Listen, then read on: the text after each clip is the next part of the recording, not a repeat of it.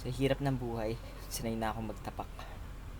Nagdaan sa malalamig at matutulis na bato, malalagong halamang tinik, nagbabagang apoy at kalsadang lubak-lubak.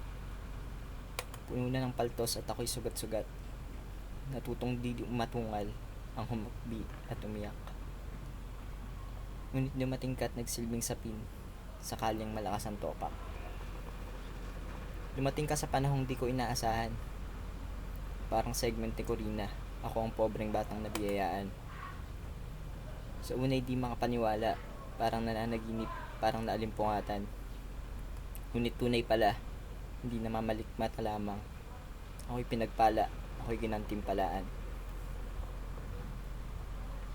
Kapiling ka pa rin sa paglipas ng panahon. Hindi ko sukat akalain pero di nabiro ang 3 taon. Di nabiro ang mga tinahak at sa iba't ibang lugar na naparoon. Sa masalimuot na mundo, ikaw ang nagbigay inspirasyon. Kaya't nanatiling matibay mula noon hanggang ngayon. Nariyan ka pa rin sa bawat paglakad ko at pagsulong. Kaya ngayon, pakinggan mo ang aking pagbulong ng mga letra ng pasasalamat sa pag-akay mo at pagtulong. Ikaw ang kaibigang maaasahan ko sa bawat paggulong. Ng problema, sana'y nandito ka, kamay may mahawakan at yakap mo ay madama. Tayo ang pares ng tsinelas, ikaw ang kanan, ako ang kaliwa. Di maaaring ikay mawalay, walang layunin pag nag-iisa, walang silbi pag ikay wala. Kaya ang laging panalangin, sana'y di ka mawala.